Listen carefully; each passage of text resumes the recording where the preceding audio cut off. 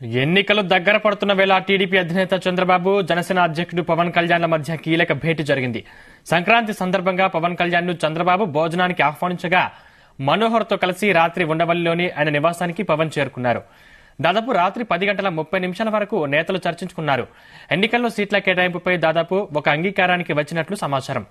ఉమ్మడి మేనిఫెస్టోలో పొందుపరచాల్సిన అంశాలు, మేనిఫెస్టో విడుదల సమయంలో పాటు రెండు పార్టీలు ఉమ్మడిగా చేపట్టాల్సిన కార్యక్రమాలపై చర్చించారు. చంద్రబాబు పవన్ కలిసి పాల్గొనాల్సిన సభలపై కూడా విస్తృతంగా చర్చించినట్లు తెలిసింది. చర్చల్లో టీడీపీ ప్రధాన కార్యదర్శి నారా లోకేష్, జనసేన రాజకీయ వ్యవహారాల కమిటీ చైర్మన్ నాదెండ్ల మనోహర్ కూడా పాల్గొన్నారు.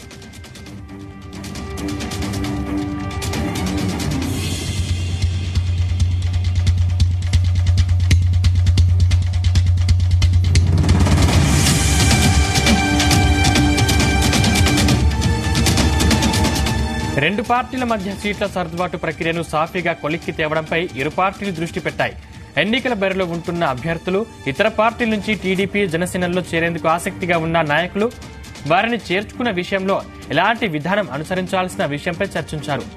అలా వచ్చిన వారిలో ఎవరికి టికెట్లు ఇవ్వగలం, మిగతా వారిని ఎక్కడ ఎలా సర్దుబాటు చేయాలి వంటి పలు అంశాలపై కూడా ఓ నిర్ణయానికి వచ్చినట్లు సమాచారం.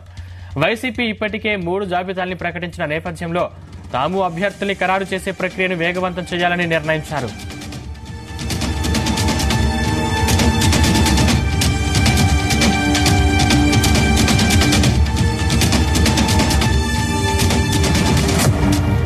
జాబితాల్ని ఎప్పుడు ప్రకటించాలి, తొలి జాబితాను ఎంతమంది అభ్యర్థులతో విడుదల చేయాలి, రెండు పార్టీల అభ్యర్థుల జాబితాలు ఉమ్మడిగా విడుదల చేయాలా వంటి పలు అంశాలపై చర్చ జరిగినట్టు సమాచారం. చంద్రబాబు ఇప్పటికే రా కదలిరా అంటూ ప్రతి లోక్సభ నియోజకవర్గంలోనూ సభలు నిర్వహిస్తున్నారు.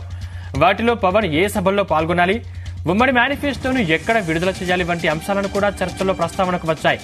టీడీపీ సూపర్ 6 కి జనసేన జోడించిన అంశాల్ని కలిపి ఇప్పటికే రెండు పార్టీలు ఉమ్మడి మేనిఫెస్టోను జనంలోకి తీసుకెళ్లాయి. దానిపై ప్రజల స్పందనేంటి, ప్రజల ఆకాంక్షలకు తగ్గట్టుగా తుది మేనిఫెస్టోలో పొందుపరచాల్సిన అంశాలేంటి అన్న కోణంలో వారి మధ్య చర్చ జరిగింది.